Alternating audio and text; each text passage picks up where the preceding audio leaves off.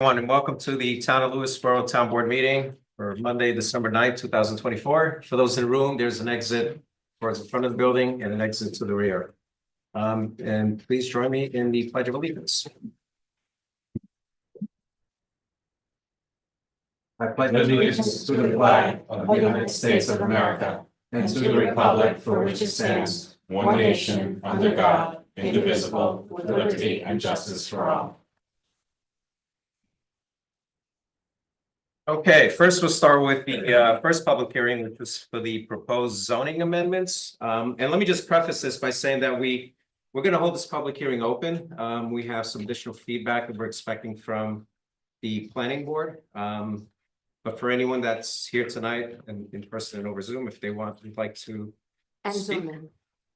Aren't we also waiting for comments from zoning? I thought I saw that in the, from Carrie. Maybe. Okay. Yeah, I know planning, not sure about zoning, but okay. So yes, but we'll public hearing open and there's plenty of time to get that input. So anyone here would like to say anything or speak?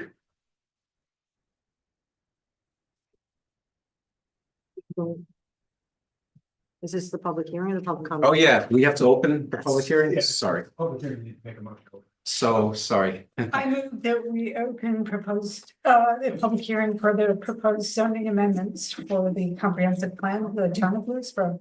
I second. Discussion, all in favor? Aye. Aye. Now you're on. Okay. Good evening, everyone. My name's Jennifer Cipriano. I'm from Vista. I want to speak to the proposed amendment that regards regarding the allowing of animals being kept in a residential district on page 40 of the amendments. There's a proposed chart that is being suggested to be used to as guidance for how many animals should be allowed in a residential on a residential property.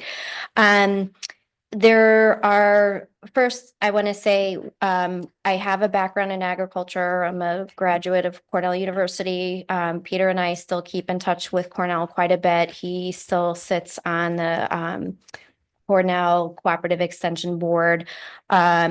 And so we are constantly looking at the ways they are teaching the community about sustainability and how to raise your own food. It's very important right now with what's going on in our food. And I think part of the reason why a lot of families move to this area is because they want to take part in their life and their livelihood and do a greater good for their family by partaking in raising their own food and the many valuable lessons that it teaches our children on a daily basis when you're raising your own animals. And so what the chart does, I think, is sort of pigeonholes or tries to put like a certain number of animals that maybe whoever put this together thinks would be the most responsible in a small area. There are larger schools of thought now about what are more sustainable ways to raise animals.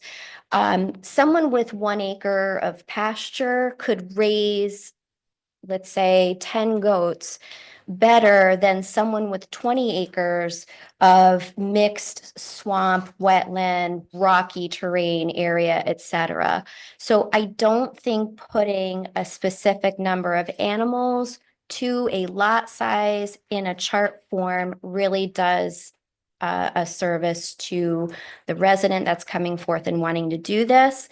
I think that, you know, in the planning board bylaws, it does mention something about having an agricultural member on the planning board. At the very least, I might suggest that we have an agricultural committee formed in our town, since this seems to be, you know, an important issue to many people in our area. And we could call upon people who are in agriculture to make the recommendations. You know, someone, I'm sorry, just really quick. someone could fill out a form with what they're planning on doing, and that could be presented to the planning board, and then that agricultural member of our community could make light of that. So I think the chart just doesn't belong in our code, but thank you very Thank you, much. Jen. Anyone else would like to speak? Again, the public hearing on the proposed zoning amendments. How about on Zoom, Janet?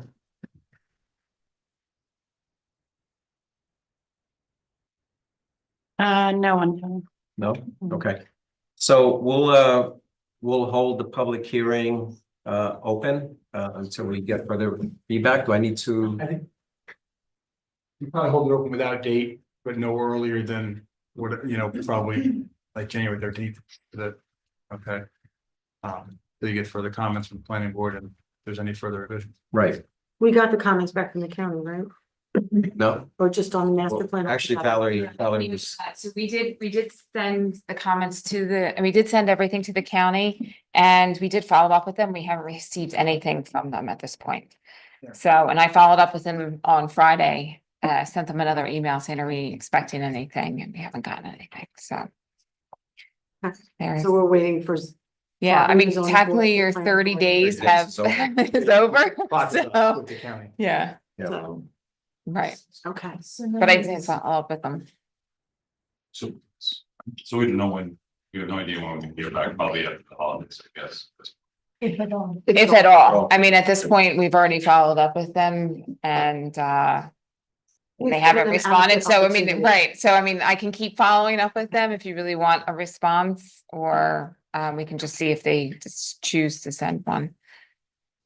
I'd up to say the leave board. it alone. If Okay. they choose to chime in, great, and if not, better for us. Okay.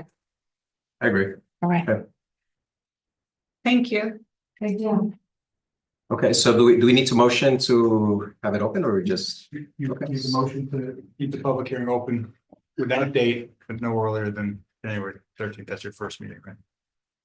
January 13th is our first meeting, I think so. Yeah. In January Yes. of 2025. It's the organizational meeting and then you have a regular meeting after. But does that mean that we can, we can continue? So your point was January 13th is, Just your next meeting. Is the next meeting. Meeting where you. but if needed, because we have the organization, we can. You can have yeah, it got after that. Okay. And probably at that point, when the next actual Yeah. public hearing is, any amendments will be Okay. on and I'll have at least 10 days on the.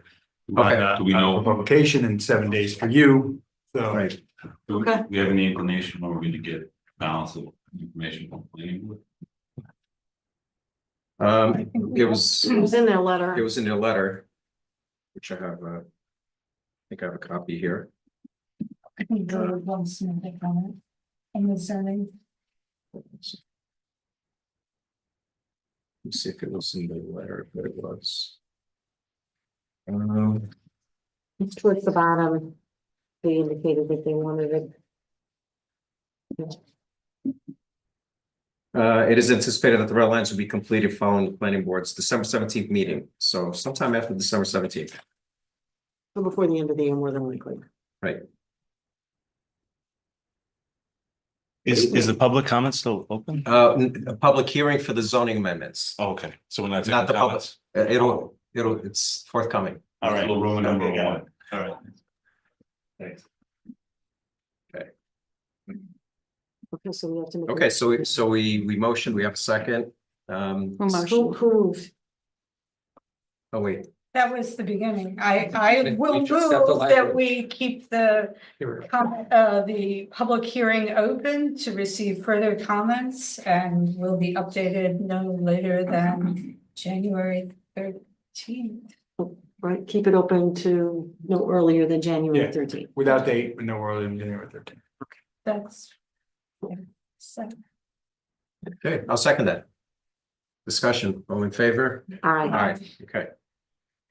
Next, we have a public hearing on the 2025 budget. I actually have some items I want to show up on the screen and on Zoom, just with a couple of updates. So maybe I'll do that first before we motion to start the public hearing. That's okay with the board? Sure. Sure. yes, okay. All right, so let me share my screen here. So. Hold on a second.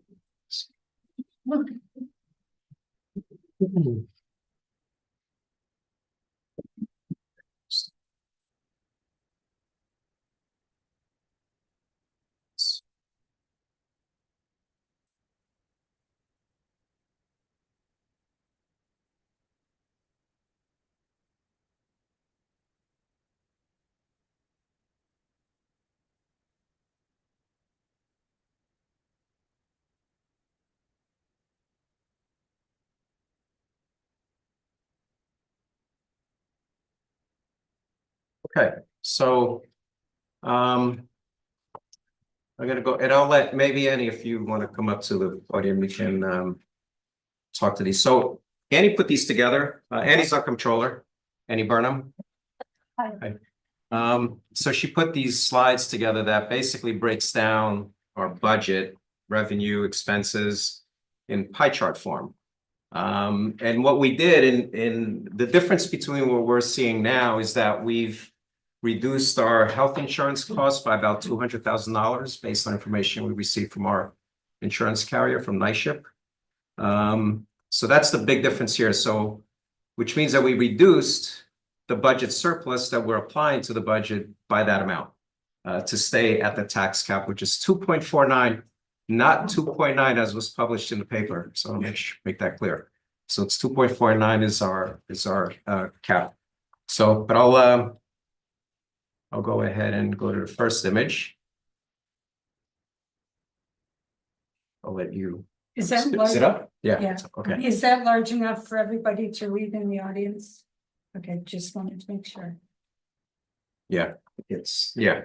So basically, this is the town revenue breakdown, just to show percentage wise where the revenue is coming from. So obviously, the majority is from the county sales tax, which is the county's sales tax revenue that they share with all the municipalities. So that contributes to about 41.6% of our revenue. The next large item is Parks and Rec at 19%.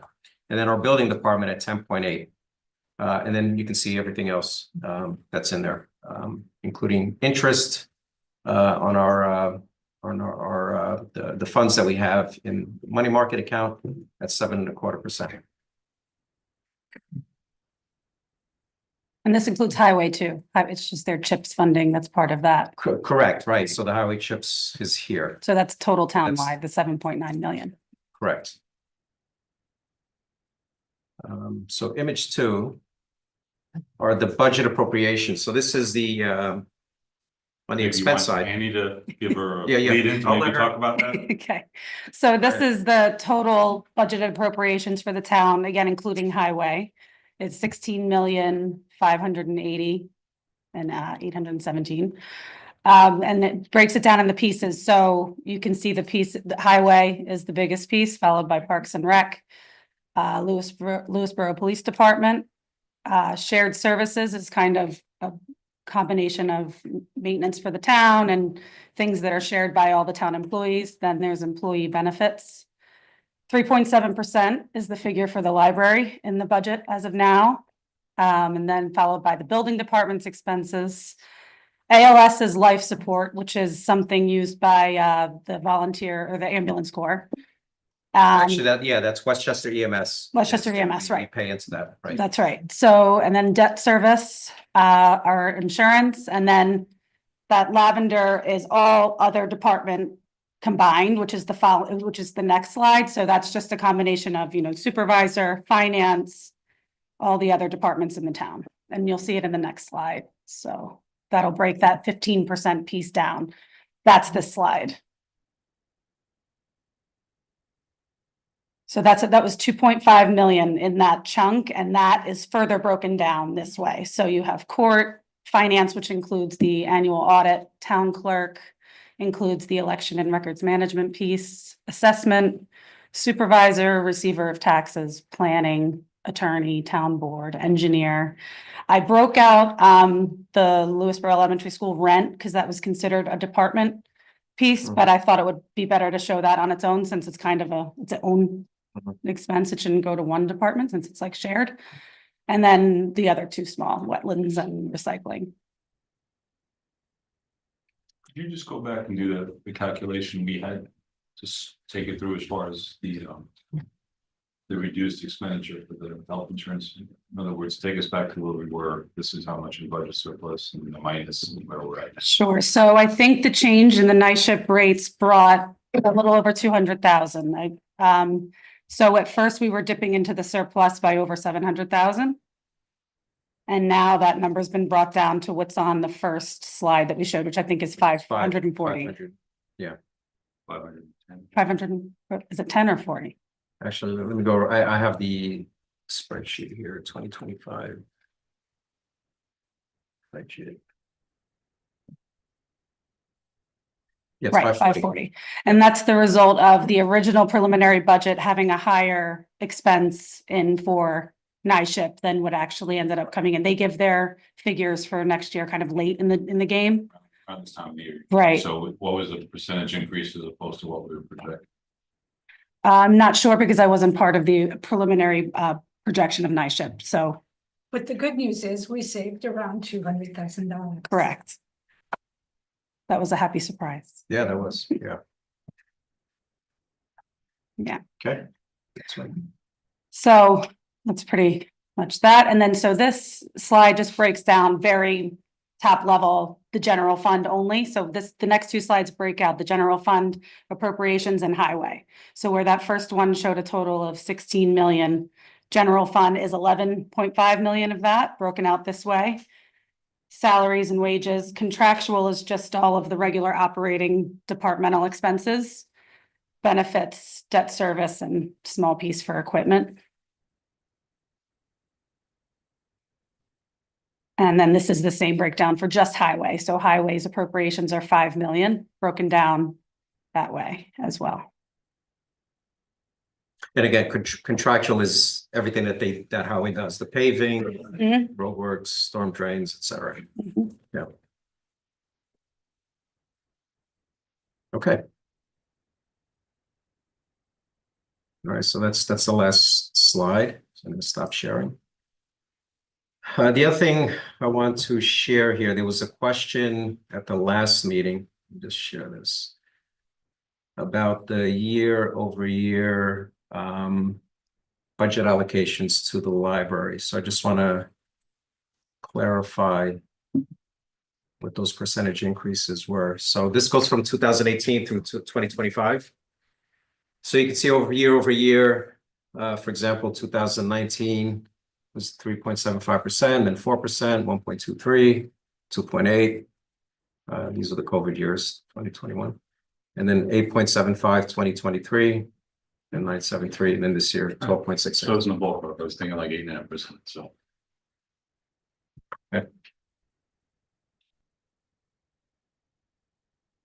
Okay, so with that, I guess we'll go back.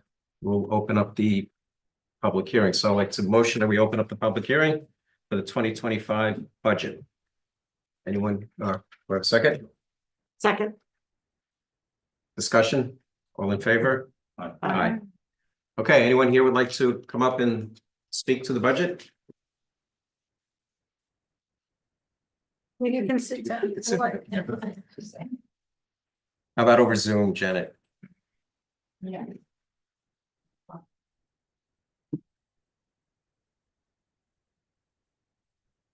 Barbara Mangione, I'm asking you to unmute. Can you hear me? Yes, we can. Okay, thank you. Barbara Mangione from Golden's Bridge. The budget process in general this year, compared to the last 2 years, it has not been as specific and transparent as when Leo Masterson was the comptroller. I feel especially this year, the process started a lot later towards the end of the year than in past years. I felt the presentations were much shorter other than the library. And I also think there wasn't as much of an in-depth public review of each of the department's revenue and expenses. It just seemed a little more fragmented. For example, these charts that we're seeing tonight would have been much more helpful at the beginning of the process, I feel, especially for some people who are not used to looking at budgets. It may have explained it a little better. I felt like and again, these are just my feelings, questions from some of the town board members were not fully reviewed or answered. I do thank you, Tony, for answering my questions that I sent to you, but I really felt that perhaps it would have been nice if they could have been answered publicly, just so other people could have heard what I was asking and what the answers were. And the budget itself really didn't change much from inception to tonight. I'm glad to hear that we're saving a nice chunk of money. I just hope everybody's benefits are the same. But as far as reductions, most of the way we're reducing the budget this year are by those surplus funds. And I really think that financially, it could have been looked at with more of a fine-tooth comb, line by line. And I think you could have gotten more reductions across the board and kept the same quality services that we've had in the past. Thank you very much. Thanks, Barbara. Anyone else? Thank you, Barbara. Simone O'Connor, I'm asking you to unmute. Good evening. First and foremost, I'd like to see the police get new headquarters, proper one. Safety is a huge concern and it should be a priority for all of us. How our chief is able to run his department so well with so little is a testament to how incredibly lucky we are to have him. Second, I'm not understanding still why Parks and Rec will now run Pride and Juneteenth events to a tune of $5,000 and may need more when other groups were denied monies. Call it what you will. I don't know where you hid it, but it's there. Third, I am an avid reader, but sadly don't use our library due to the times. However, I grew up using our local library in Queens and I loved it. I applaud Ms. Rubino for asking for the funding she did, but I do think it has to be balanced and the board holds our purse strings. I truly and perhaps sadly don't know many, if any, people who use the library for a variety of reasons, but I do like having one. However, there are other ways to raise money. For instance, instead of having a person paid to head fundraising, why can't we get volunteers to form a committee to plan fundraising events and so forth, if there are time constraints with Ms. Rubino and her staff. And finally, I'm not one for optics, but this time I really want to point something out. The optics of having our town supervisor invited to present a program at the library the day before a town board meeting, voting on whether the library should get the funding requested, which was voted in with the town supervisor pushing it through, just doesn't look good. Thank you. Thank you, Simone. Thank you.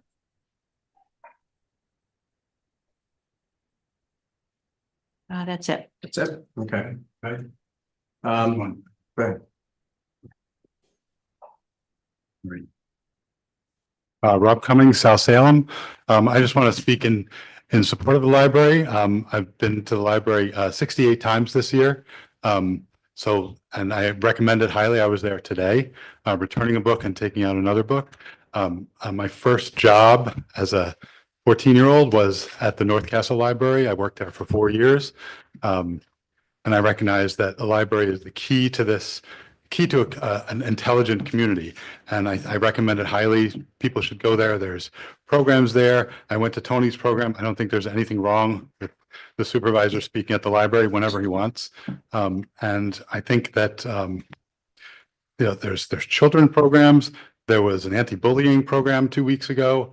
There was, I've been to a number of programs, comedy shows. There was a jazz performance there. It's a cultural hub of this community. We don't have a lot of cultural hubs in this community. I met there today with a student who was doing a class. She was interviewing me for a class for her volunteer. She's a journalist major, and she was interviewing me to talk about volunteerism in town. So volunteerism is great. You can't rely on volunteers to do everything. Sometimes you have to pay people to do things. It's not, we rely a ton in this town on volunteers, ambulance, fire departments. All the committees we have are all unpaid. And you want to put another one on there, that there's just something that's raising money for the library. It deserves someone who's paid. So, and I think they do a great job. I think they pay them about $5,000 to run the library fair. And maybe that's not what Simone was referring to, but I feel strongly about the library. The library is, we should be supporting it. We should be balancing what we do, but the library, if you looked at the chart, it was 1 or 2% a year for the last couple of years. It's a little bit higher this last couple of years, but on average, it's not that much higher than it was a couple of years ago. So thank you.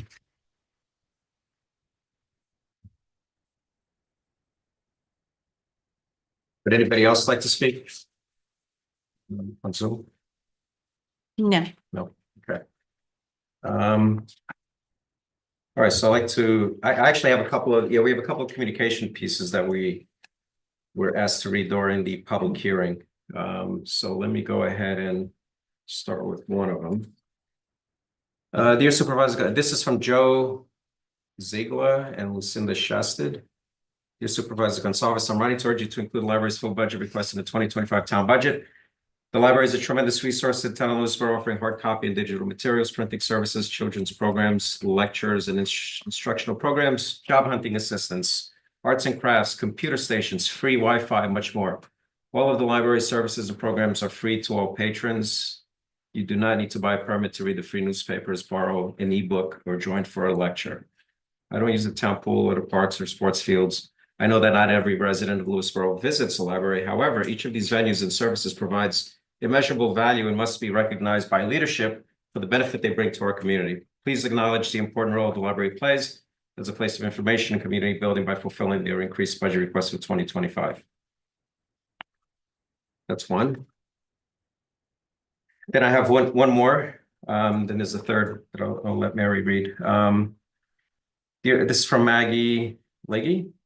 Dear Supervisor Gonsalves and Town Board members, I'm writing to urge you to include the library's full budget request in the 2025 town budget. As you well know, the library is a tremendous resource in the town of Lewisboro, offering hard copy and digital materials, printing services, children's programs, lectures, instructional programs, job hunting assistance, arts, computer stations. All of the library services and programs are free. The town contribution to the library is less than 4% of the entire town budget, yet more than an hour was spent over the course of 2 board meetings trying to pick apart the library budget line by line. And the Lewisboro Library has long received the least amount of money per capita out of all of the libraries in Westchester County. The requested increase will help the library to serve our community in the following ways: restoring the library's hours to our pre-pandemic level. Being open 7 days a week, including reopening on Sundays, and 1 late evening a week will make us more accessible to patrons who cannot visit the library on weekdays. Increasing our programming budget to allow us to bring in more experts and outside speakers and expand programs, particularly for children. Increasing our budget to purchase library materials, particularly for digital content such as ebooks and audiobooks. At the present time, demand for digital format is greatly increasing, and we cannot meet this demand at our current level of funding.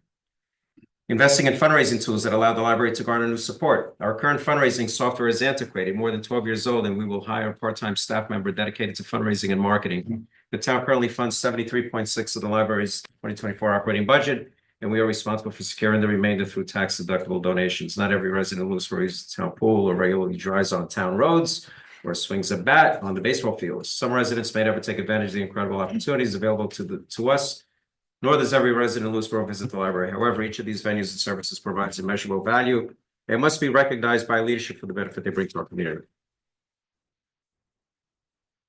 That's from Maggie Leahy. And you have? Who is the president of the board?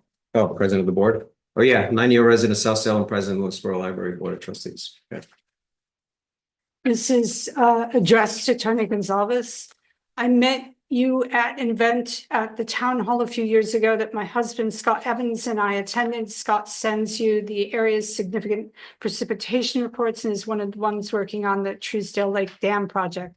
Having served in the Coast Guard for 21 years as a rescue swimmer and underwater construction diver, he has engineering experience, which enabled him to design the siphon system for the Truesdale Lake drawdowns, now in its 5th year. I'm writing to you now after seeing the news article about a discussion involving funding for the Lewisboro Library. As a 12-year resident of South Salem, I consider the library to be an invaluable resource in our area. It is well stocked with books, adding new titles as they appear, and has a fabulous children's section that inspires the little ones to read and socialize too. It also offers a slate of wonderful programs, book groups, films, and speakers all year long, a necessary source for culture and knowledge in this beautiful community. It's also a wonderful refuge with warmth and Wi-Fi during significant weather events. I'm sure there are other possibilities for cutting budgets that would be less destructive to our town than robbing support from our library, which is also a quiet respite for all to enjoy. A few weekends ago, I presented an event there, a storytime reading of my anti-bullying book for children, and was thrilled with the response. 25 people signed up and 47 attended, children and adults. Events like these bring the community together and help educate our children too. In this case, alerting them to the widespread problem of bullying in our schools and elsewhere. I've attached a local newsletter article about it. Thank you for your time and consideration.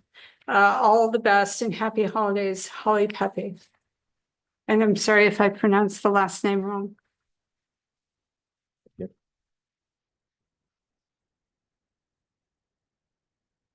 And this is the flyer. The book is called Sophie and the Swans. This is a resident spotlight that was written about Holly Pepe.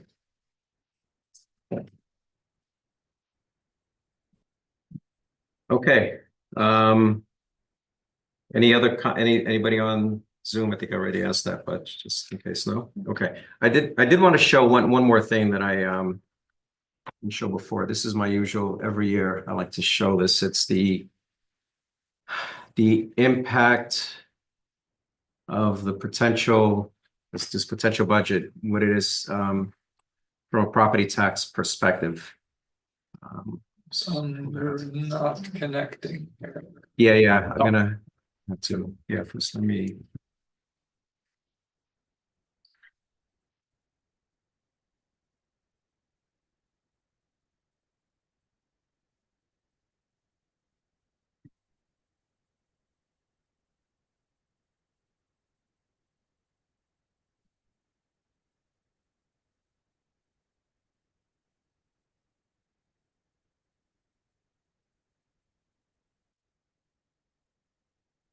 Okay, it's not on that screen, but let me see. Yeah, fix that. While you're doing that, can I ask Annie a question? Sure. Annie, what is our tax cap this year? Just, 2.49%. and where are we with our tax increase? We are at 2.49%. Right. So, Sean, this the screen here is in the small screen. We can see. Oops. So do you have the number where before the reduction where we're at? We have the 540 now, so it's 210, so 750. I think it was 747. Yeah, I can pull that up, but it was about $200,000 more than what it is now. Because I just want to see what because we started at like 14% when we with the initial. No, man. It was my question was, so where we were last meeting. We were going to take 740,000 in order to reach the tax cap of 2.49, right? The last time. Right. Yes. Before. So now we're taking 540,000, about 200,000 less to get this 2.49. So I'm just wondering what the number would be at taxes being flat, what the number would be. And now that we're at the 5, I just want to Taxes see what being that number was. So the number was $738,633. Right. When In we other ended words, last time. Right. Last meeting, the reason I'm Right. asking the question, last meeting, we had a consensus to take 738,000 from the surplus to get to the cap. Right. So, What you're asking is, what if we keep it at 738,000? no, I'm just seeing what the number, or less, what I'm not, what's, I want to know now what would that be to get to a flat? The 0%. Exactly. You mean a Right. 0% increase? That's right. Because That's what he's asking. because last meeting, we were all in consensus to take 738 from the surplus to get the tax cap. So if we were in consensus at that number last meeting, and let's say for sake of argument, it's only 600, something, not only, but 600 something for a flat tax this year. Right. And it's 100,000 from what we were willing to take 2 weeks ago or last meeting. But that gets us to the zero. I'm just Well, trying to see what that number would be. Can we just plug in that number? I guess we could play around with the spreadsheet. Let me share this so the folks at home can see it. But if you asked that question earlier, we could have prepared that. You know We how asked that much, question what is last meeting. 1% in dollar terms? We did that last meeting. Right. So now, right, but now the base is down, so I'm just seeing what it is in line. with that. And my follow-up question is, what's the difference? How are we still at the tax cap if we ended up with $200,000 less in expenses to NISHIP? How are we still at the tax cap? Well, because we're dipping into the surplus less, we're still dipping into surplus Okay. to meet it, but just not as much. Got And usually the approach when you look at surplus and fund balance, it should really be like your last step in the budget process. You go through every expense and you know where you are. That way it doesn't look like you were gonna take 700 and now you're only taking 5. Now we're at that step. So, right, but before, I think, this is my first year doing this for the town of Lewisboro. This is, it's been a very crazy 6 to 8 weeks. But, without changing anything too much from what has been done before my time here. So it's roughly $80,000 for each point. So 2.5 points would be figure 160 Right, plus so another 200,000. my point is, when last meeting, when we were at 738, that would get us to 2.49%. Right. We're less than 738, which would be, say, probably just knocking on the door of 700, which would get us flat at 0 for this year. So Right. it's probably 740. So I Yeah. think what we're just trying to So- say is that if we take the same amount from surplus that we were taking last meeting and we do it, use the same amount here, that we would be well below the tax cap, if not at 0. Am I saying that correctly? Right, but even a little bit I less get- from where we were 2 Right. weeks ago to get Yes. the tax cap, we'll get a little bit less than that figure, we'll get us to 0 this year. Now, my opinion, you don't want to over abuse and use your surplus.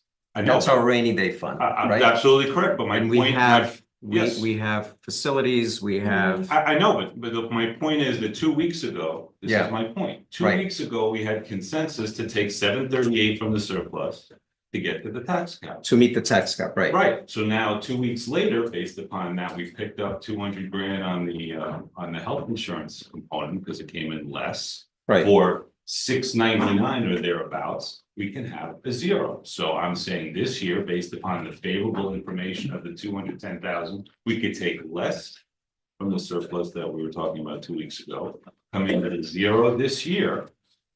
Because all the things you're talking about applied 2 weeks ago. So Right, we can do that, Yeah. and for this year, based upon how high inflation was and based upon the large number of seniors and people in our community on a fixed income. Since we've gone through the whole budget process, we have an opportunity for this year to do it, in my opinion. Well, let me show you what I wanted to show initially, and that maybe will help with some of this.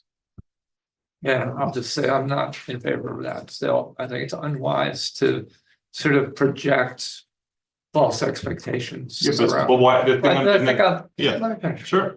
Yeah, just, I believe that conveys a kind of message to the public, like, oh, things are flat, and they're not. I mean, costs have gone up. We're finding a way to mitigate that as much as possible, but this is a wise level to be at. It still says, look, we recognize there's some increased costs here. We're staying under the cap so that, excessively burden people, but to go to 0, I just. But, Sorry, it doesn't really represent the actual financial health, and the people who are on fixed incomes are gonna be on fixed incomes next year too. And like, it's. But nobody's answering the question now, but if we were 2 weeks ago, or whenever the Yeah. last meeting was, we were gonna be at 7:38 to get to the tax cap, when it's less than that amount of money. So what changed from 2 weeks ago? If all the things you're talking about applied for 2 weeks ago, but didn't seem to be an issue as far as taking that That's, 2 weeks ago. I totally understand everything that you're saying. Okay. I understand your train of thought.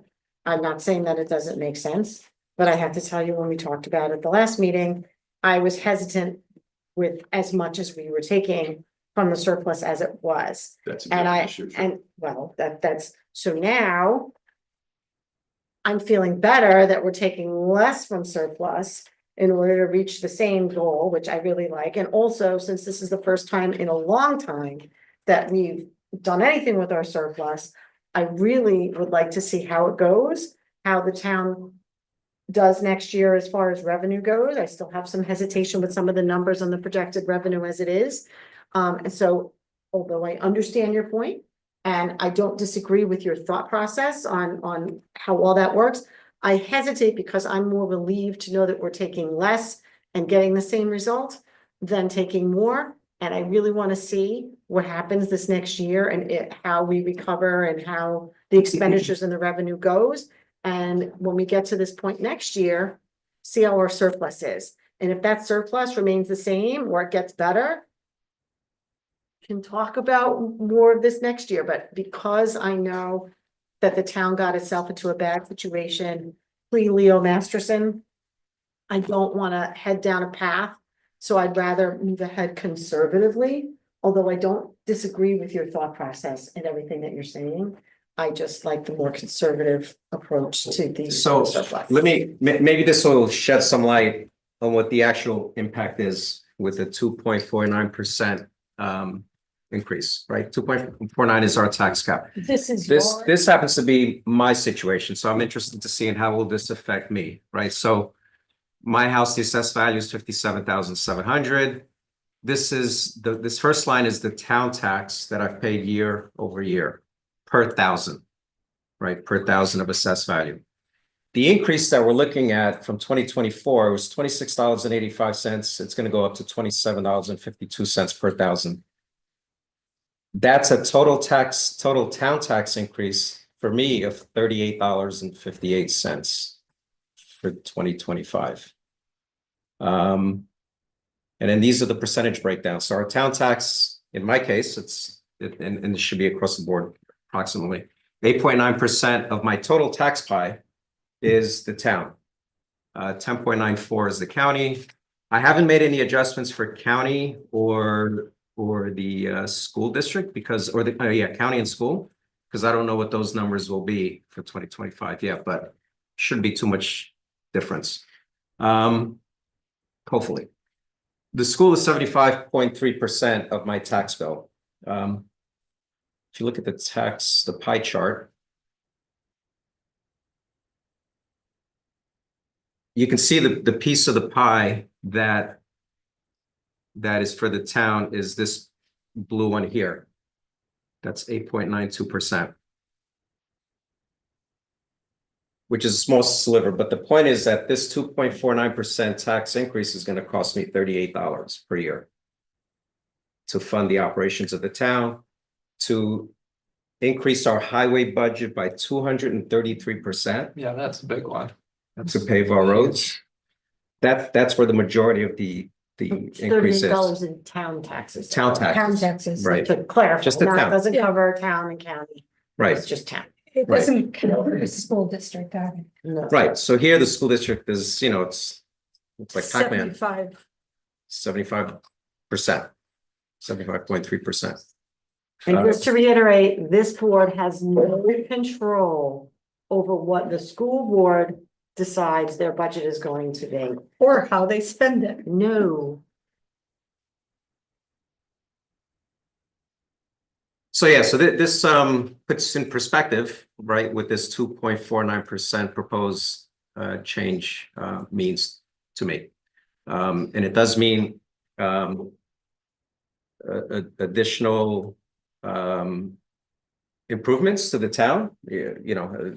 Paving has been an issue that people have constantly brought to our attention. And the fact that we're increasing that by 233%, and it's gonna cost me $38, it's not such a bad thing. So, Well, Yeah. all these things you're bringing up doesn't change what, yeah, I'm in agreement. No, That's you're what you fine, yeah, advocated for. I- Isn't it? All the things you're talking about doesn't change Yeah. any of the things I I'm get in agreement that, on. but those to other things. Andrea's point, this is the first time we're doing this. Let's be conservative. Let's see what next year brings. I mean, the additional funds that are gonna come in are gonna help us, of course, cover the costs. And, we're gonna have some major expenses next year. Well, With that's why, facilities and, all for being conservative, which is why I asked the questions and why we're really talking about, with an excess of $6 million surplus, we're taking less than 10% for 1 year. Mhm. So, and addressing the other priorities of the town, so the sound budget otherwise. Can the surplus be put towards capital? That's They my can. question for the auditors when they come, just Yeah. to take a look at, I've done, and starting in 2025, you guys are gonna get a monthly cash flow for the town as like for the board, for you guys to see. That's how I was able to go back and see that this has been building year over year. Mhm. So I just need to talk to the auditors about what's allowed, and I just have to Yeah. see really where, if this money, where it came from and who it was meant for, like when they did these tax levies over the years. If Exactly. parts were supposed to be earmarked, that's what I haven't seen yet. So Okay. that's my conversation with the auditor. The reason, if I may continue, the reason I ask is because we all want the police force to have a proper headquarters, Right. as well as other members who serve our town in the departments. They're underserved. We need to be prepared for not renting out Lewisboro Elementary anymore. We need to make our own home, and do it in a fiscally responsible way. That's Right. the reason why I asked about whether we can use it for capital or not. So we Right. look forward to what the auditors Yeah. have to say. And then we'll go after, seek grants and everything once the project gets And- going, but, and the least we can borrow right, just right, yeah. saves us more money. So the more we can have in our kitty, for the new facilities, without having to borrow or Right. decrease borrowing, better. When you raise this, Tony, in the middle of the budget process, my belief is that it was raised because it was a fiscally sound option for the town to close the gap, right? So, And because I didn't want to break the tax gap. We broke it last year. well, We were at 4, and this year I didn't want to do it again. And to be at the tax cap is, well, this not goes, so this bad. goes to what Andrea's valid point on this. If what we're doing is fiscally prudent by taking it, and that's what the whole concept which introduced, then we're good to do it. If it's not, then Well, it's it's not the not. whole let's- concept, though. Part of the other piece of this is like how close are you to net break even on your operating costs. So we're taking a bit of the surplus, but we've got, Annie's now coming in here, she's gonna parse all this stuff and really help us understand where we stand on that That's right. net operating thing. I think we want the results of that. We don't have to be in a hurry to spend it all down and then find ourselves, oh, we've got a budget with a big hole in it. So I think we've already been aggressive on that. We've been aggressive on restoring the budgets for the road paving. I think we've taken some good actions here. Let's see how it all lands now. okay. All right, so next, correct me if I'm wrong, Greg, but we need to, for the proposed override, we should do that first. Do we now need to Before we- close the pub- Huh? I would motion to close the public hearing. I still have some comments. I was just waiting for everyone to finish. Give everybody a fair amount of time to speak. So here are my concerns with the budget. I think that we overestimated what we should expect in revenue in mortgage tax revenue. I think we overestimated slightly over what we should expect from Parks and Rec this year. As far as revenue goes, we're, gonna be spending a lot of time planning for that new pool house and things. I think we could have been a little more conservative with those numbers. As far as the library is concerned, I keep all the letters that have come in and the comments that have been made go to the benefits that the library provides to the community. I don't think anybody on this board is disputing the benefits the library provides to the community. What at least my concern was, is that we've gone 8%, 10%, 12%. And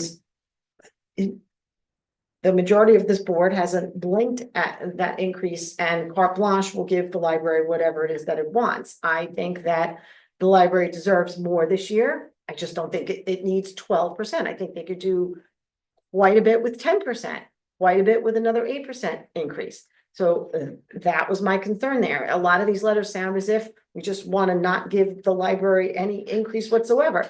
That is not the case. That is not my opinion.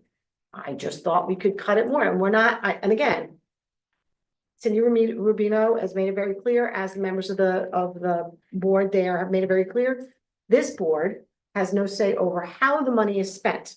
So the library board determines where that increase is going to be spent and in what area. So just because this board may decide to give X number of dollars less, we're not cutting a specific line of that library budget.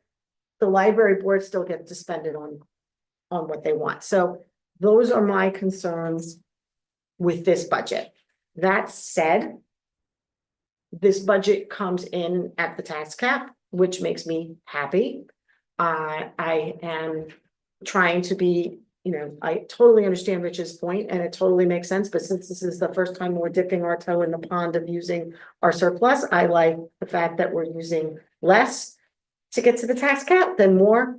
So I think that although I don't agree with everything in this budget, that, what does compromise means to me? It means that not everybody walks away from the table with everything that they want. But we get some of the things that we want, and that's truly what compromise is. So those are my concerns. I wanted to make it clear before we vote on it. Would I like to see some of the numbers change? I would. Do I think they are going to change? No. But I also realize that a vote, there would have to be something really egregious about this budget for me to vote no on this budget at this point. I think I made my point when I voted no at the last meeting on the preliminary budget. There would have to be something really egregious. And at the end of the day, even if 3 of us voted no, the preliminary budget still goes into effect as a default. So I just want everybody to understand that, that's watching, that's here in the room. That's all I have to say. Thank you. If I may, we've gone through the budget, and Tony's gone through the budget with the department heads, and every single department head has had to readjust their budgets. And this is not a cut-free budget that is sitting before us. Everybody has trimmed. And I also agree with you on the fact that we should be conservative the first time that we're dipping into the surplus. I'm very concerned that we do it right and do it ethically and carefully. And even though we're bringing the tax to the cap, I think we're doing it carefully after a lot of hard work and listening and compromise with all the various departments. I'm thrilled beyond belief to have the paving budget back up to $600,000. You can see what the new highway department has done, and it's phenomenal. And I know the library has done phenomenal things, and Parks and Rec has done phenomenal things, and our police department keeps us safe. So I am proud to be able to vote yes in a few moments on this budget. Motion to adopt the budget as presented here this We evening. have to close, we have to close We're the, closed, we're still open? Okay. yeah. Motion to close the public. Second. Discussion, all in favor? Aye. Motion to adopt the budget as set forth during the public hearings. the issues that I've addressed with I've brought up tonight in prior meetings, but overall, I've heard everybody's comments and then move to adopt it. Discussion? All in favor? Aye. Aye. Okay, There's no need for the second hearing, this, the next public hearing, I want correct? to ask if anybody's here for it. I would think they would have spoken as part of the public hearing. You didn't pass it, but you just needed the so we cash. didn't, yeah, so we don't need the other. Okay, Then we would have had to go backwards. You would have. you'd have to unmotion the motion. Yeah, withdraw the motion. Yes, True. This is my cousin been on there. yes. Okay, It's a great. now the first public comment. Anybody here would like to say something? Going once, twice? I thought, Yeah, he Nick just wanted walked to out. say Nick, something. Nick? You walked out. Well, not personal. yeah. I don't think. Okay, how about over Zoom, Janet? Yes.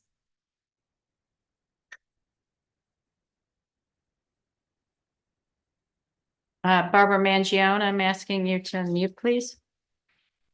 Can you hear me again? Yes, we can. Thank you. I had a question regarding the ARPA funds. I believe they have to be designated by the end of this year for use. And we really haven't heard anything from the board regarding, I think it's about $125,000. I don't have my notes in front of me, but I think there's a nice chunk of money left there that has to be designated by the end of this year. And either this or next week will be the last town board meeting. So was wondering when and how those discussions are going to take place. My other, I don't know if this is a correct suggestion for the town board, but I'm wondering if there should be some kind of building committee formed. It just seems like there's a lot going on that has been going on for years, and the building requirements and needs have not been addressed by the town. We need to get out of LES. It's not in great condition. Even if we were to be able to be there for several more years, we're just really throwing money away there. So our building department needs a place to go. Our police need a place to go.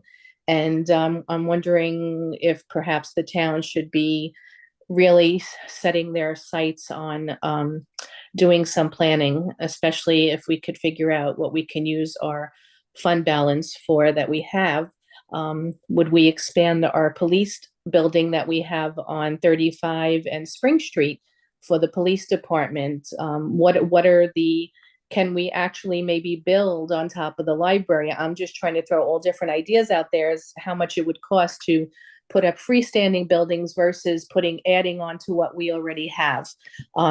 So perhaps that should be something the town board looks at too, to see how they can get that ball rolling and get it rolling sooner rather than later, because these needs have not been addressed. Thank you very much. Thanks, Barbara. Thank you, Anybody else? Barbara.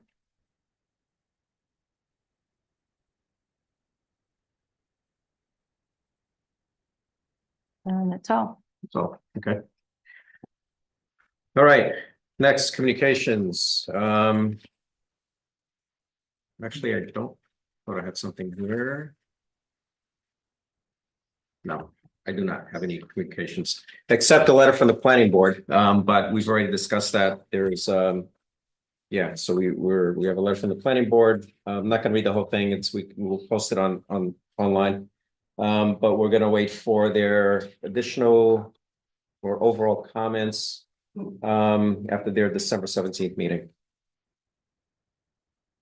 Consent agenda. So motion to approve the consent agenda, which includes the minutes of November 25th and the building department report for November. So moved.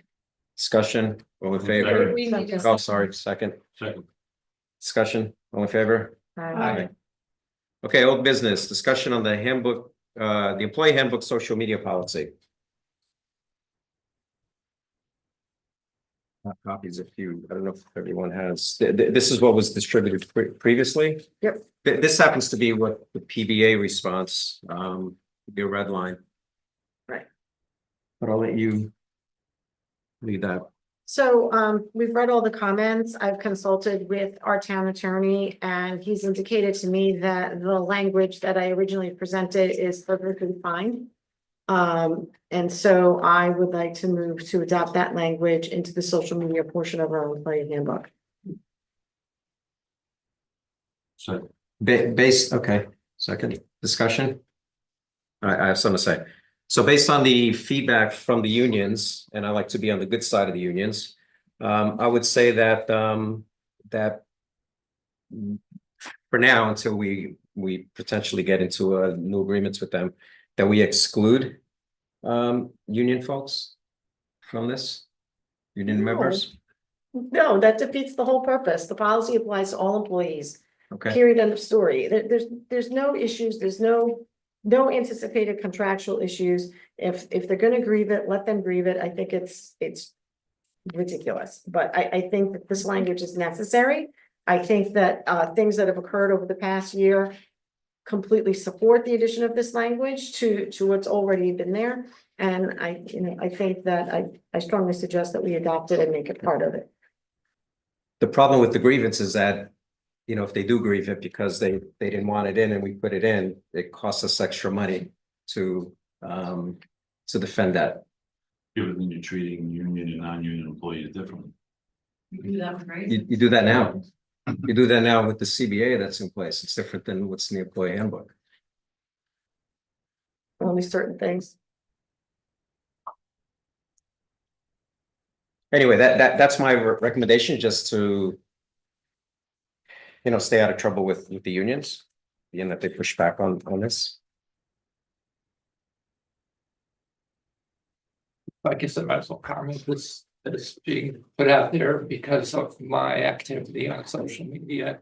Let's just recognize that. So I might as well call this like the Dan Welsh social media amendment or something like that. I think it's unnecessary. We've already submitted it to the ethics board and it was rejected there. And like this is just spending more time on same, discussions that are gonna go nowhere.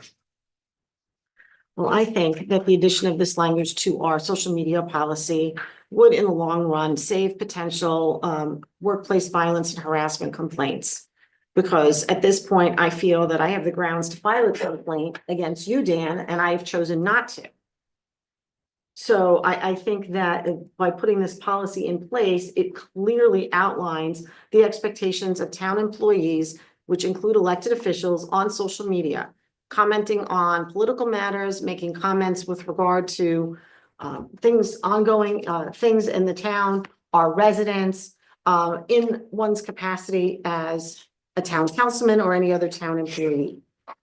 It's taken us over a year to get you to agree to put a disclaimer on your Facebook page with regard to certain comments, although this disclaimer had a little snide tone to it, at least you put it up there, and I thank you for that.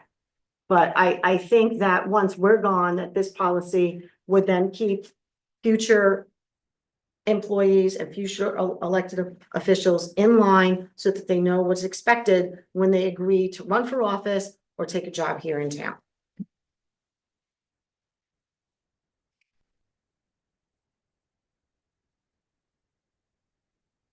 So my motion, there's been a motion and there's been a So, second. yeah, let me just ask, Rich, so you're the labor relations liaison, so you're okay with doing this, even though the unions don't want us to do this? Well, what I have is people, so the red line is what they're removing, right?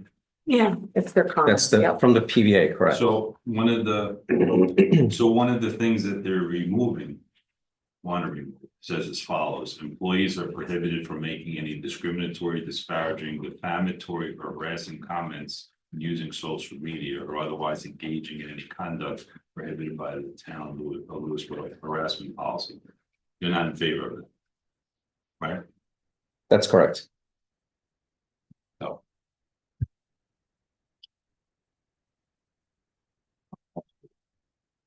Okay.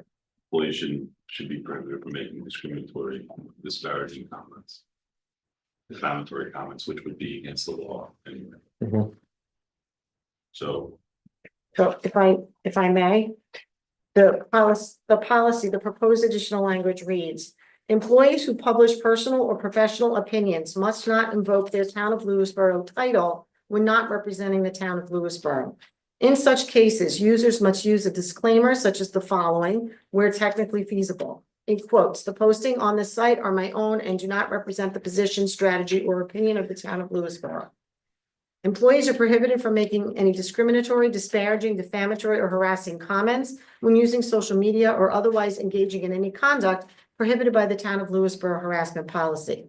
Although not an exclusive list, some specific examples of prohibited social media conduct include posting commentary, content, or images that are defamatory, slanderous, pornographic, proprietary, harassing, libelous, or that can create a hostile work environment. Social media behavior may in no way harm or tarnish the image, reputation, and/or goodwill of the town of Lewisboro and/or any of its employees. I don't see any problems with any of that language. When you swear an oath in office or you take a job here in the town of Lewisboro, I think that it's an expectation that as an elected official, that you would in fact not do anything to any way harm, tarnish the image, reputation, and/or goodwill of the town of Lewisboro or any of its employees. I think the language is fair. I don't see how the unions can have any problem with it. This is language that I myself enforce as town attorney in the town of Harrison. Things come up for review all the time. We take an oath of office, which talks about upholding the laws of Constitution, state and town, everybody, right? Curious, who's going to be enforcing this and judging whether something is defamatory or? How's, I think it's pretty clear, but if a complaint is made that there's been a violation of the social media policy, which in some way creates a unsafe or hostile work environment, that such would be referred to whatever agency or individual who does that investigation. In the past, we've used a third-party outside agency to do investigations into similar things. Sometimes they're handled in-house. It all depends on whether or not the alleged conduct is someone on the town board for which our town attorney could not be the one helping with the investigation, and that would require an independent outside agency who would not have a conflict of interest. So it depends on the circumstance, the employee and or elected official. Well, is Harrison have something similar in the books? Identical. Okay. That's where I took this language from as an example. Greg, in your experience, not to catch you flat-footed, other municipalities have something similar to this? I've seen it in other municipalities, including Harrison. Your obligation is to float it to the unions and take their comments, which you've done. And we had pretty much a omnibus overhaul of the handbook. Recently, we sat down with the unions. Well, we sat down with 456, who has two different unions in the town, and incorporated some of their comments, and some of them we didn't.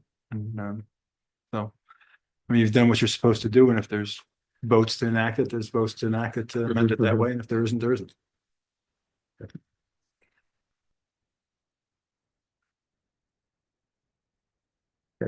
You want to say something? I do. What would you think? I know you've taken this directly from Harrison and their books as far as the laws go. Do you think it's really necessary to have the third paragraph where you list examples? Wouldn't it be covered by everything in the previous paragraph? One thing I've come to learn, sitting in this role as well as my role of town attorney, is that you can never have enough definition. And I think that having those specific examples are more helpful than not. If something ends up in front of our ethics committee, it seems as though they need quite a bit of guidance. And I think that these are really good and strong examples. It really leaves no question.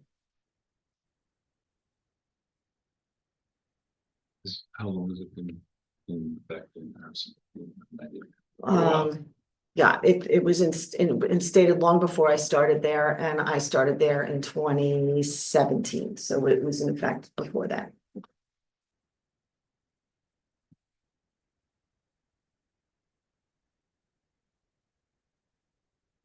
I mean, the fact that, you know, Dan has already, again, like, to his point, this is as a result of his posts and I guess other people's comments to his posts, which we can't control. That has nothing to do with that piece of it.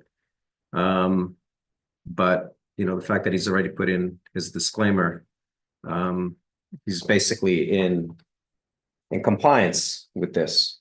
That's correct. Good for him. Excellent. It doesn't just apply to Dan. And, you know, it sounds like the process worked as it should as to advance, so that's. But it took a year. It took a whole year. A whole year of almost every single meeting, having the public come in and complain, an entire year where each member of this board had to ask another board member to change what he was doing on social media. A whole year of us all fielding And I'm comments very and comfortable I'm still talking, with my comments and expression. concerns from and Dan, you have a right to free speech, but there are some rules that need to be followed. And you know what? When you take an oath of office to serve this town, to have your residents chastised on your social media page and called names on your social media page because of things that you posted, while calling yourself a town board member of the town of Lewisboro without anything else for over a year. Yes, agreed. I'm pretty disappointed with that conduct for over a year. You know, the fact that some people are not happy with what I say, like, you know, this is the world, right? People say different things, and if people are not happy with it, like, they have a right to be not happy with it. You know, these people have had their say and said lots of very strongly worded things about me, you know, you know, constantly, to come in constantly and insulted me and, you know, gone on and on and on. And you're acting as if that's my fault. I never brought this stuff up in the meetings. It's been these people. I can't help what they do. And you're putting something in a policy here. It's not going to change that. But the That's why you're upset. comments You're not you upset made, because no, process I'll issue. tell you what I'm upset about. The comments you made, you posted in your capacity as a town board member because you list your title as town councilman of the town of Lewisboro on your personal Facebook page. Mhm. And when you talk politics that cause the public your residents to comment back to the point where they feel the need to come in here and ask you to stop. If you had from the very beginning either separated yourself and took that designation off, then you would not be seen as representing yourself as a town councilman of Lewisboro in your comments, which you are free to make because it is free speech. But then you went past that. You crossed another line, which is why I'm sitting here and not where Mary is sitting. I can't physically sit And next to you. I know exactly which comment Yes, you're talking you about. called me a And racist. I did not. You did. Listen, You said the listen, actions okay, of that's- this board were yeah, racist. Yes, that's Yes, right. you did. And then you doubled That's down and said it again in a public meeting. Yeah. Here, Right, for so which I walked out. That creates a hostile work environment, and that is why I cannot sit next to you. All So right. as far as this Me policy is too. concerned, it is necessary and required, not just for you who have finally, after a year, come to terms with the fact that you should have put a disclaimer on your page, but also for future representatives of this town, future elected officials of this town. There's a big difference between freedom of speech and hate speech. And there has been a lot of talk that has made people afraid and uncomfortable. And I know that there are many things in life that are uncomfortable and horrible, and there's a lot of suffering. But we have a responsibility to serve all of our fellow residents in the town of Lewisboro. And as public officials, we have a responsibility to conduct ourselves to serve the entire town and to create an environment where people feel like they belong and they feel safe. I believe in free speech. I strongly support the Constitution. With this particular construction or amendment, I would feel much more comfortable with it if we remove paragraphs 3 and 4.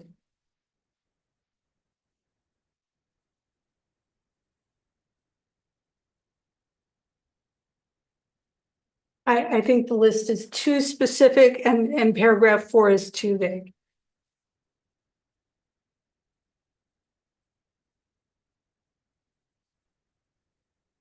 I mean, I think the first two paragraphs would cover the concerns that are being discussed here. Yeah, I'd be okay with that. There's a motion second on this, see what happens on this one, and then you have obviously an opportunity to introduce an additional one if it doesn't carry. If that's what anybody chooses to do. All right, so any further discussion on this language? Yeah, I'll just again cap it by saying, like, this is not about process. This is about me speaking out against the genocide in Palestine. And that's my personal opinion. This is what, I'm an advocate for speaking out against it because our public officials are not taking action as they're obliged to do. That's all it's about. Some people are very upset about that. They're transferring that into activity here on the town board, and you're responding to that. This is not about like us not having adequate processes. It's not about, me putting out hate speech. It's simply my advocacy for the end of the violence over there on my personal time. That's what's going on here. In your capacity as a town board member, as No, listed it's on not your as- page. I am a town board member. This is part of my identity, right? But no one in their right mind, nobody ever thought that I was speaking on behalf of the town. That's ridiculous. And then when you called us racist, you weren't speaking on behalf of the town in your capacity of a town board member. I feel that that is incorrect. You said specifically you voted against it. You brought your position into your post and you called the rest of us racist in our actions. Now, I'm not getting into the sum and substance of what the debate has been. I'm not using this as any type of platform for my political beliefs as you just did in the past 3 minutes, which was unnecessary because we weren't talking about that. We were talking about this policy. So, so just to pick up, so Mary, I'm understanding first two paragraphs verbatim, are you okay with, and Tony, you are as well? Yeah, and I still have the concern about the union, but I'm okay with the first two paragraphs. All right, so if that's where we're going, it sounds like we're not gonna carry, otherwise I'll withdraw my second. Mary, you can read if you want to reintroduce them. The first two. It's not my baby. So, all right, then, I'll, make a motion to, adopt the policy with the first two paragraphs as set forth in the handout, which I think have been put into the record already, right? Yes. I'll second. The first Paragraph one and paragraph paragraphs. two, that seems to be the consensus. And the Four of us last will go for it. paragraph. Huh? And the last.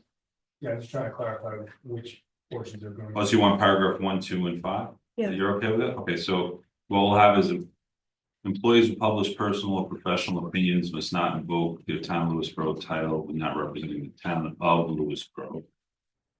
In such cases, users must use disclaimers such as the following: "Are technically feasible postings on this site of my own do not represent the position, strategy, or opinion of the town of Lewisboro. Employees are prohibited from making any discriminatory, disparaging, defamatory, or harassing comments when using social media or otherwise engaging in any conduct prohibited by the town of Lewisboro harassment policy.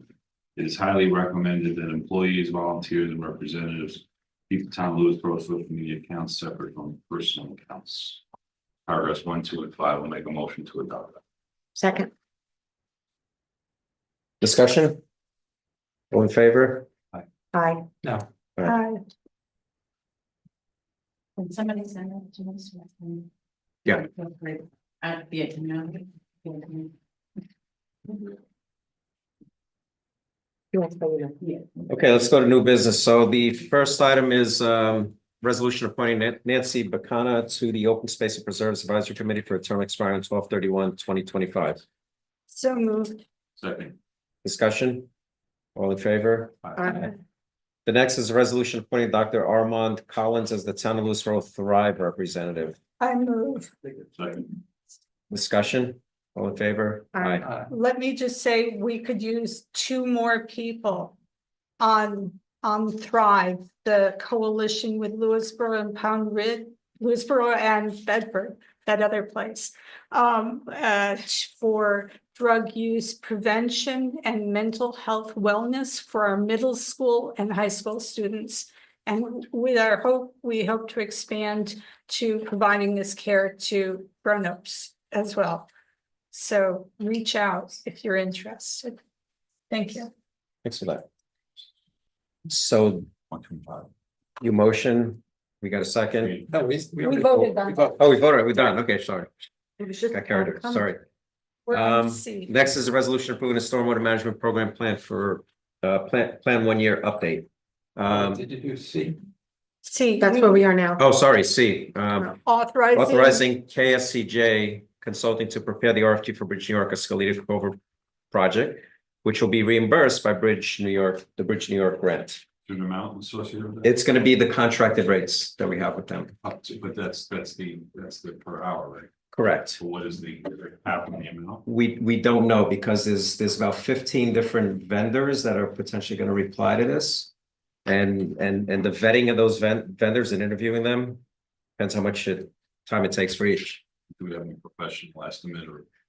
Just the hourly rate, which is what's in our current contract. Just like we don't have a cap now with the services they So provide. you're saying that because you could have 5 people reply or 10 people reply, so. the You amount of could time it spend takes- 5 hours, you could spend Right. 10 hours, you could spend 20 hours, Right. right? So I get that. Yeah. We don't that it, based upon professional experience, it's not anticipated to be above X. but there's a lot of unknowns with this, so. I understand it, which is why you build in So margin. based on professional experience, when you do have a limit, the hourly rates get to be are inflated. So I'd rather go with the hourly rates we currently have contracted. And those get submitted to Bridge New York or to DOT for reimbursement. And who pays that? The whole town as a whole?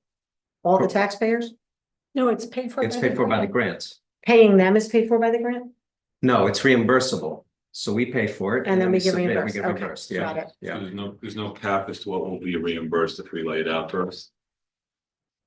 There's no cap from the state, you As to mean? what will be reimbursed, whether No. it costs, if it was to cost. It's a 1 25 point- or 50 grand or 100 grand, whatever it's gonna be, we're gonna lay it out and get it back 100%. Correct. Okay.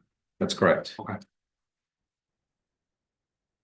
So I'd like to go ahead and motion to authorize KSCJ to prepare the RFQ for Bridge New York, the Oskalita Culvert project, which will then be reimbursed by Bridge New York grant.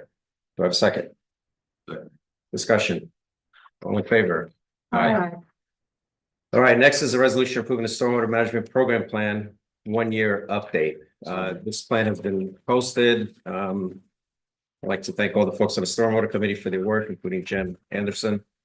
Do I have a second? So second, Where you moved? I thought you. Oh. Okay, second. Okay, second. Discussion, all in favor? Aye. Next is a resolution. I know Mary's been involved with this. This is from Westchester County. This is from the Westchester Hazard Mitigation Steering Committee. And what this means is we will authorize the Westchester County Hazard Mitigation Steering Committee to guide and direct the planning process, perform certain parts of the planning process, and to prepare certain parts of documents on our behalf. And it's a letter of intent to participate in emergency services. It's like a mutual aid society, so to speak, and it includes the floodplain administrator as well as further developments of the plan. And there will be a mitigation strategy workshop involved as well, and how we can meet FEMA obligations as far as hazard mitigation planning goes. Are you moving? I moved. I'm sorry. Yes, it's just we've spent a lot of time on this and I will be one of the contact people with the county, continuing my work with emergency management committee. Okay, so, what, a second Second, discussion? All in favor? You can't vote Oh. on this. Because. Oh, because I have to sign You have that. to sign it. Okay, so we're authorizing him to sign as well as part of Correct. the motion? Okay, second, Discussion, all oh, all in favor? all right. Aye. abstain. Okay, next we have authorization for an extended employee lunch on Thursday, December 19th for a town function. With the snow date of Friday, December 20th. So moved. Second, Discussion, all in favor? aye. I do have one new item, which I shared with the board. Andrea recommended we go ahead and take care of it tonight. This is for the, we received an intermunicipal agreement from Westchester County, and this is for the, what's called the map plan and report for the two potential sewer / septic projects that we may have in the future. The county is paying for that using the EP funds. It's about it's 168,000. So they sent us an IMA, which I need to sign and send back to them. An IMA for our friends at home. Intermunicipal agreement, which I said at the beginning. Yeah, just to reassure Yeah. everyone.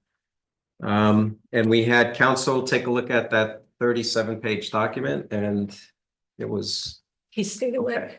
He stayed awake. It's Riveting. I did read it as well over the weekend, but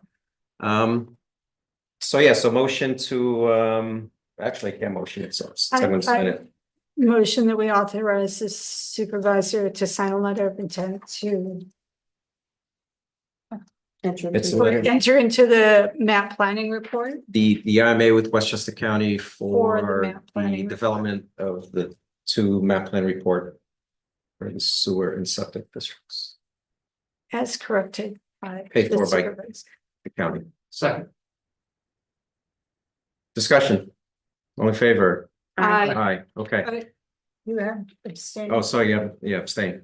Just trying to rush through because it's already 9 o'clock. Public comment Is number there- 2 for new business only. Anybody here would like to say something? Anyone over Zoom?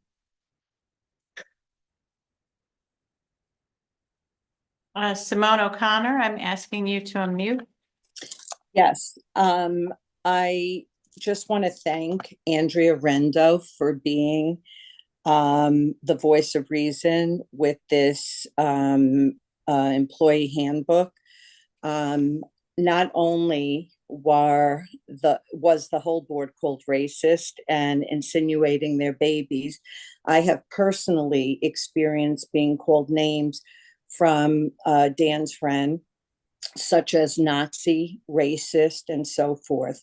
It has not been a great experience, and it was brought to the board because you're a councilman and you don't run your page responsibly. You put a disclaimer. I thank you for that. And as you see, no one's writing. You can feel free to write whatever you want. The question that was sent to our ethics board was not the right question, so we didn't get the right answer. You're following the employee handbook edition by placing your disclaimer there, so I don't understand why you're so against it. Stating that it's been these people, quote unquote, is extremely arrogant to state that a whole group of people have nothing better to do than for the last year come and ask and beg and go so forth with the pain that people are suffering, to ask you to do what you did this past week. I just don't get it. I hope that the 2 paragraphs that were taken out, I don't know what they are. I hope that they weren't pivotal. I think it should be a strong message to anyone, to any employee. And I really thank Andrea for pursuing this, for fighting so vehemently for it. And I thank the board for voting for it. I don't know what those two paragraphs were that were taken out. But I really do thank you. You have hurt a lot of people, whether directly or indirectly, and I hope you can understand that. Thank you. Thank you, Simone. Thank you. That's it, Tony. That's it. Okay. Next is approval of claims. So I'd like to go ahead and motion that we approve claims. Second. Discussion. All in favor? Aye. All right. Okay, polling of the board. We'll start with Andrew. Just want to mention that our license plate readers are supposed to be installed this week, depending on the weather. So our police department was letting us know there are 3 locations for the license plate readers: Route 123 at East Street, Route 35 at 123, and Route 138 at North Street. So those should be installed later on this week, again, depending on, you know, how the weather is, hopefully by the end of the week. So that's 1. 2, there was discussion earlier, somebody had brought up the ARPA funds. It's my understanding that we have $145,000 left in ARPA funds yet to be designated. I was hoping that it was going to be on this week's agenda, but it got put on for next week's agenda. And so I'm asking, I would like a breakdown of what we've designated ARPA funds for up to this point, and a clarification that there is $145,000 left. And I also want to know what the potential benefactors for this remaining 145 are. I'd like it sometime this week, before the end of the week, so that we can have a productive discussion. I don't want to be presented a list. No, I'm not trying to reprimand you, Tony. I want to be able to look at it and talk to my fellow town board members during the week about potential other projects for this last 145,000. That's it. Okay. Mary?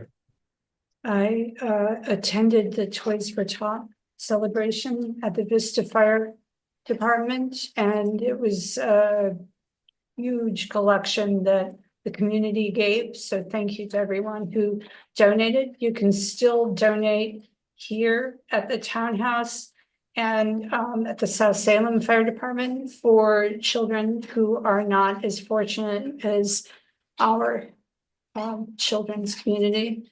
And we also had the lighting of the tree at the town park, and that was really exciting to see Santa Claus again. Thank you to everyone who turned out. And we will be doing the lighting of the menorah on December 26th at 5. We're going to gather at 5 p.m. and start at 5:15, and we will light the menorah every night after that. So please join in. And I want to thank all the people who work for the town, because it's those people who make a difference for all of Lewisboro. Okay, thank you. Dan? Just want to urge us as we go to 2025 to come back to the planning exercise. We finished our comprehensive plan, and I think we do want to go and look at the specific hamlet situations, and I will, continue to recommend that we consider doing individual hamlet plans. Just throwing that out there. Excellent. Thank you, Rich.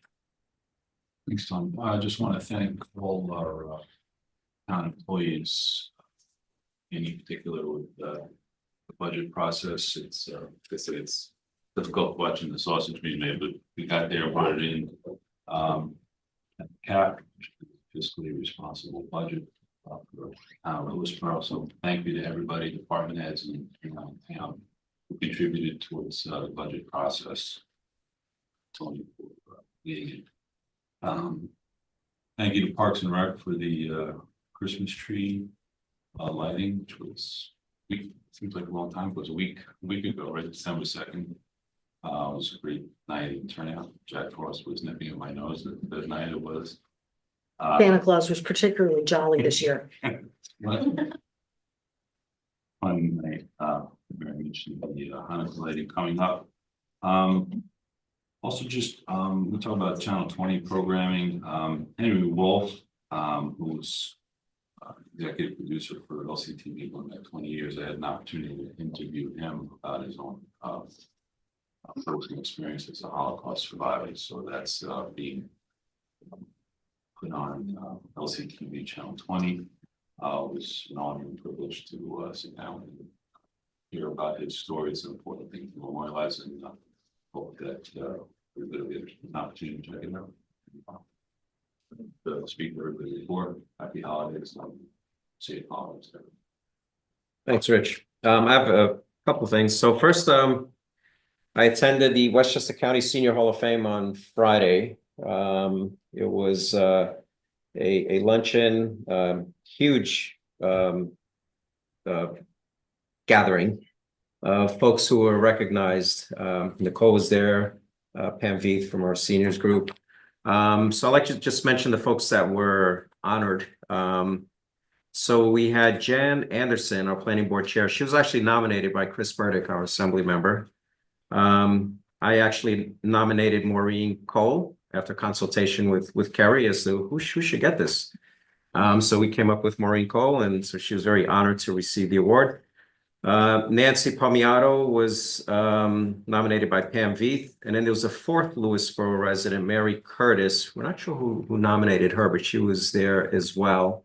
So it was a great event, and very important, the contributions of our seniors in town and in the county. So it was a fantastic event. So really enjoyed that. Maureen's been a historian, I think, since 1986. A A long time, yeah. I think yeah. Long back enough then, that so we should be discreet about how long it's been. yeah. Another person that was honored. So we had Congressman Mike Lawler held a Veteran of the Year honorary ceremony. After consultation with John Lemke, the chair of our Veterans Advisory Committee, I nominated Mark Viebert for Veteran of the Year. John and I attended the ceremony together with Mark. Mark served in the U.S. Navy during the Vietnam era, and to this day continues to serve, but this time for his Lewisboro community. This service includes support of the Town of Lewisboro Veterans Advisory Committee, where Mark assists the committee with their programming, including the special recognition that we provide to our most senior vets, including those who served in prior conflicts such as World War II. Mark has a special place in his heart for high school age students who have an interest in the military or an interest in furthering their career choices with the aid of the military and the programs offered to the enlisted. Currently in the town of Lewisboro, Mark has taken lead in identifying currently serving John Jay High School graduates and having them identified in a service recognition board containing their pictures and a brief description of their rank and role in the U.S. Armed Forces. And that board is right there. It is a cute kid on the left, happens to be my son. But anyway, every year on Veterans Day, this board is updated during our Veterans Day service and hangs year-round in Lewisboro Townhouse for everyone to see. So congratulations, Mark, and thanks for all you do. And speaking of, yes, you can clap. Speaking of World War II vets, so unfortunately we had the passing of Wally Golan, who was 100 years old. I had the honor of being invited to his 100th birthday party, which was held at the South Salem Fire Department not too long ago. And Wally unfortunately passed away just a few weeks after that. So Wally was longtime resident, founding member of the Lewisboro Lions Club in 1958. So I've been in the club for almost 25 years. So I've known Wally for that period of time, and he's great. I love his stories of when he was in Europe as part of World War II and helping to push back the bad guys in France and Germany, and he also, one of his best stories was playing stickball on Route 35, where a car would not be seen for the longest time, for like over an hour plus. There were no cars on 35 back then. So Things are different. yeah, so rest in peace, Wally. Next, we have our first EV vehicle. So this was as a result of a NYSERDA grant. We had a $50,000 grant that went towards buying a Chevy Equinox, together with a mower, a ride-on mower that's being used by maintenance. And so we took delivery of the EV vehicle. They drove it down. The dealership that sold it to us is up in Albany. They drove it down and it still had 45% left on the charge. So it's being used by the building department. So if you see a white Chevy Equinox that doesn't make any noise driving around, that's our building department. So he'll sneak up on you. And I'd like to thank Dan because it was through his efforts and the efforts of the sustainability committee and the work that we've done to score points that allowed us to get this $50,000 grant plus a $10,000 grant that went towards buying something for Nicole. What was it again? A Gator. That's right, the Gator. Yes, Did we an place EV the Gator. order for that yet? I did. It's not expected until March. Okay. Okay, good. So good stuff. Yes. First thought. Yeah. That's fine. So that's all I have for polling. So announcements, the next town board meeting is Monday, December 16th. At 7:30 PM here at the townhouse, and we will actually now go into a attorney-client privilege discussion for hopefully not too long, few minutes. So, Motion to go into Huh? executive session? It's turn client. attorney-client. Motion to. So go motion to go into attorney-client. Executive session. Executive session. Okay, Second. second. Discussion? All in favor? Aye, okay. Thank you, everyone, for coming out and everyone over Zoom.